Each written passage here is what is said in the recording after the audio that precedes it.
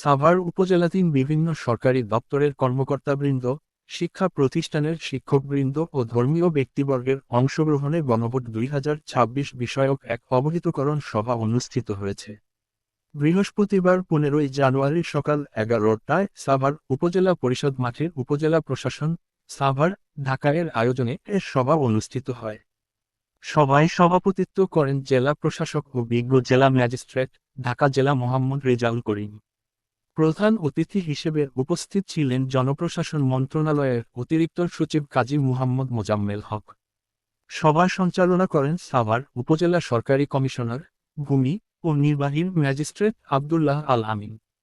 এ সময় আরও উপস্থিত ছিলেন সাভার উপজেলা নির্বাহীর কর্মকর্তা ও সরকারি রিটার্নিং কর্মকর্তা মোহাম্মদ সাইফুল ইসলাম, সাভার উপজেলা নির্বাচন কর্মকর্তা সাইফুদ্দিন এবং সাভার মডেল থানার ওসি অপারেশন মোহাম্মদ হেলাল উদ্দিন। এখানে যারা ভোটার রয়েছেন, আমি একটু জানতে চাইব আপনাদের কাছে, 12 তারিখ আগামী 12 ফেব্রুয়ারি যে নির্বাচন হবে, এর মাধ্যমে সর্বস্তরের ভোটারের কাছে এই মেসেজটুকু পৌঁছে দেওয়ার জন্য অন্য কিছু করে উনি পার পাবেন এই সুযোগ এখানে হবে না।